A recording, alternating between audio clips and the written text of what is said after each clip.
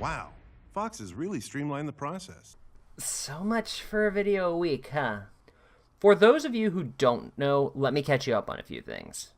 So, as some of y'all might know, I'm trying to make new content for the channel through packing up for a move and finals in my classes, on top of a lot of my usual struggles I've been having going on that have kind of made video production a little staggered, if not impossible lately.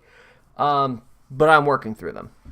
And I had a plan. I had figured, okay, I was going to post up this little student music video that I made in class. It's just kind of a fun thing. I thought, no harm, no foul. It's not something I was going to put up as a monetized video, not anything that was going to be any big issue. Yeah, it unfortunately got content ID'd, and I couldn't even put the video up. So much for that video. So, on to what I'm working on this week. So, back in October, I started playing a fun little Flash game that I'd found called Wickebine Kigyouden.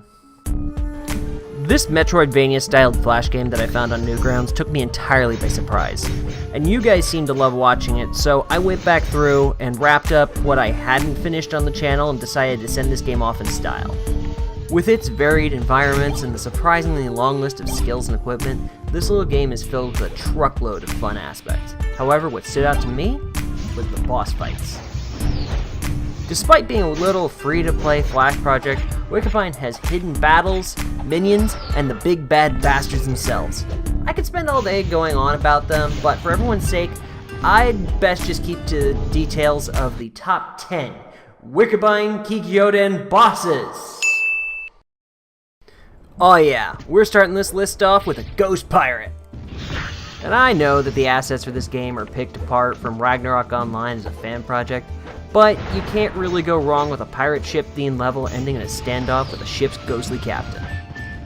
With that being said, this boss feels like he is one of the least well placed in this game.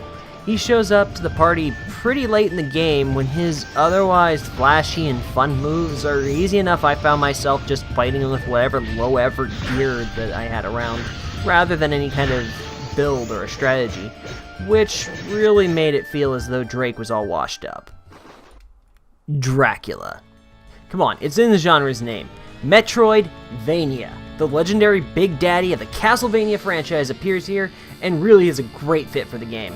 After trudging through typical haunted house fare, he flies in as a swarm of bats. Heck yeah! Then, just to rub in the fact that he's a smug prick, he throws you both a taunt and his wine glass. Ah, dick. In the course of his taunts and jabs, he starts to call into question the true heroics of your quest. Nice try, asshole. Overall, Drac is a mild challenge early on and is a delight to fight. Just try not to let that little self-satisfied laugh haunt you. Hey look, it's that scared kid from outside of Drac's castle. And he's hurling accusations at me now. Everywhere I go is dead? Well yeah, but that's because I've been killing all these monsters' villainous masters. I thought that was a good thing, right? Figures, just as you thought you found someone else trying to stop the madness, he turns on you and damn, he's actually tough too! Armed with holy magic and Captain America's shield, Tyrion the Crusader really makes you work to defend yourself here. However, one of his greatest strengths is what he does to you, the player.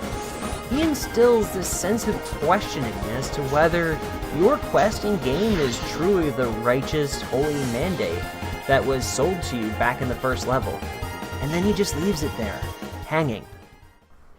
After you earn the cat's eye and unlock the double jump, you start the part of the game where you backtrack and find all the fun toys and secrets you missed the first time around.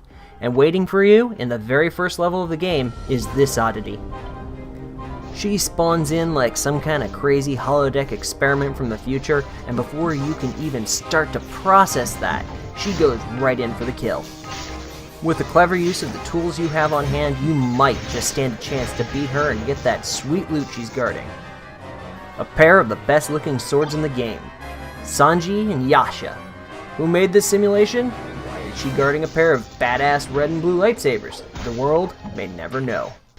To describe this fight in 2 words, get good. This pharaoh wakes up seriously on the wrong side of the sarcophagus. You ever wake up so cross you start throwing around miniature quantum singularities? No? This guy has.